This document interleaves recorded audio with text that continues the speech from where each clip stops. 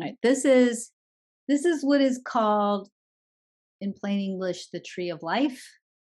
In Judaism, this is called the Sephirot. So you'll see basically this is a pathway to God, if you will. And it has different what's called Bahira points or choice points. All these little circles are called they're basically choice points, and they're choice points that will take you to a different place in decision making. It's just basically a kind of a decision making tool. So up here you have God, you have the masculine and the feminine aspect of the divine, and down here you have more base energies. And as I said, every time you're confronted with the decision in life, basically you're kind of going through these different pathways of, do I reply with compassion? Do I reply with force? Do I reply with God? It's just a decision making tool around how you show up for life. Now in human design, let me see if I can show this bigger. Sorry, these are stock photos, so forgive me. But in human design, the part of the chart that comes from Kabbalistic thinking or from Kabbalah is actually the channels. So the gates come from the 64 hexagrams. The channels, which are the decision-making processes that embody archetypes and pathways of archetypes to higher and lower order ways of decision-making, these channels of decision-making actually are represented in the chart by the channels in the chart. So the flow of energy and the channels in the chart comes from Kabbalah, and that's probably as simple as I can make it. There are correlations between ancient archetypal systems, but not always a one-to-one correlation. So there is with the hexagrams. The Chinese hexagrams from the I Ching correlate to the 64 gates. But there are 9 centers, 7 chakras. There are, 23 versus 36 in human design.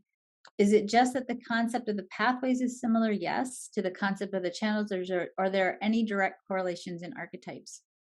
This brings up a really weird topic. And eventually, hopefully this year, there's actually a book that's going to come out about this topic.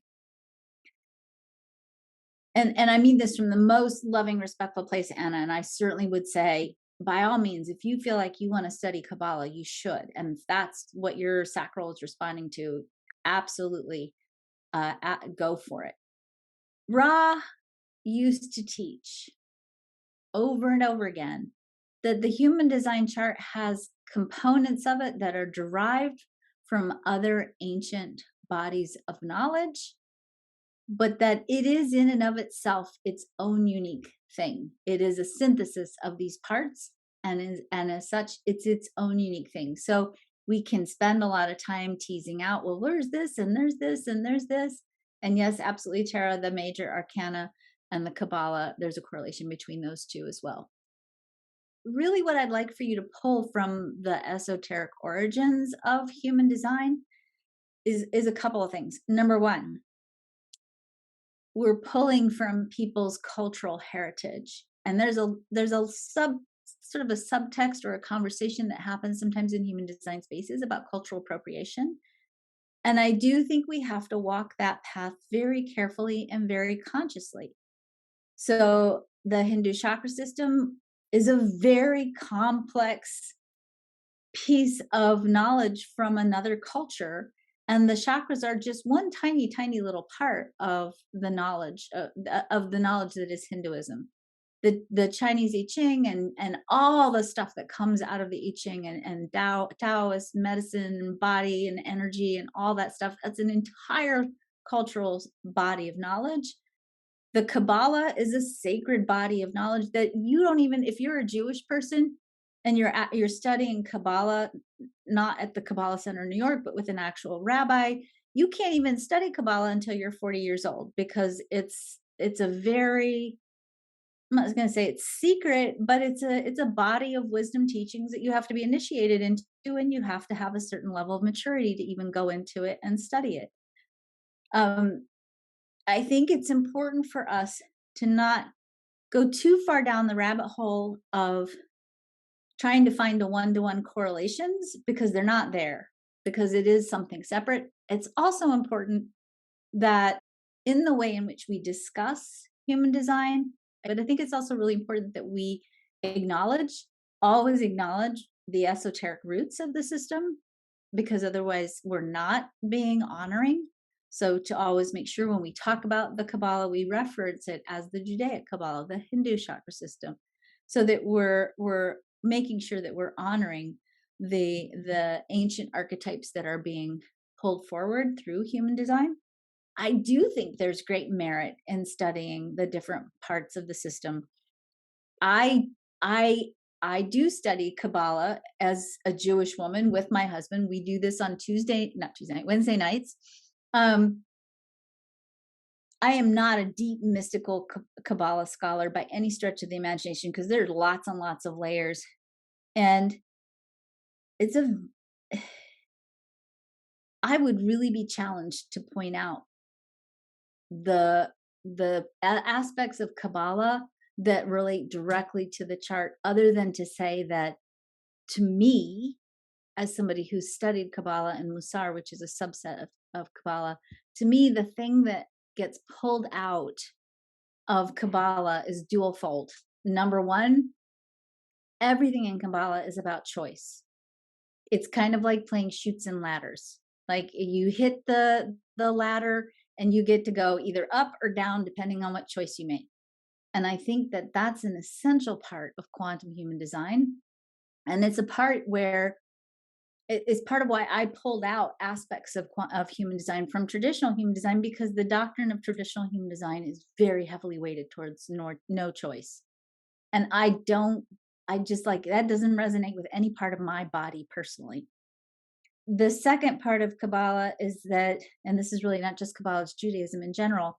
The main tenet in Judaism is that as a human being, your role in life is to heal the world, to make the world as perfect as you can. That's your life's work. And to make your life a representation of that. And again, I absolutely think that that's a key piece of human design. That the more you decondition yourself as a holographic representation of the cosmos, which is the other part of that 64 tetrahedron, it's a hologram or a fractal. The more you heal yourself, the more you create healing in the world. And that's the piece that we don't talk about a lot, because we're always looking for the parts and we're not really looking at the underlying philosophy sometimes. And really, to me, you can't have a system that's comprised of elements of Kabbalah without having built into it the idea that there's choice, because the tree of life and the Sephiroth is not a static thing. It's a choice-based pathway. And you can't have anything from Judaism that you bring into it that doesn't also have built into it Tikkun Olam, or the fact that we're here to help build the world, to help perfect the world, to heal the world, to make it the fullest expression of the divine.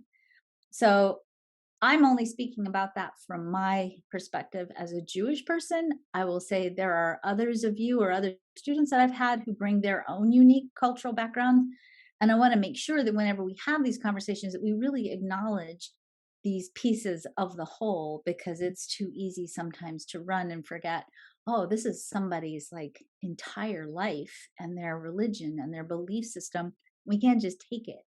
I also think the other part of it that this kicks in is that we also have to be mindful of when we use human design, that we realize that the perspectives, even my perspectives, I'm going to say especially my perspectives, that my perspectives are my perspectives, and you all as students of me are hearing them and taking them out into the world, or hopefully taking your variation of them out into the world. And to remember that sometimes when we talk about things, people in different positions and different places and people with different cultural perspectives don't always hear it the same way, because there are different energies and different cultural heritages. And I think it's important that we also continue to make room for all people to come forward and be able to share their points of views and their perspectives in a way that's relevant and important and empowering to them. There is a book coming out. I don't know the date.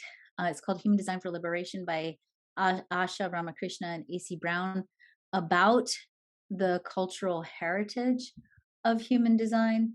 Um, it's actually called Human Design for Liberation, and it's addresses specifically how to honor the different cultural heritages that are part of human design and how to speak about human design in a way that honors different cultural heritages.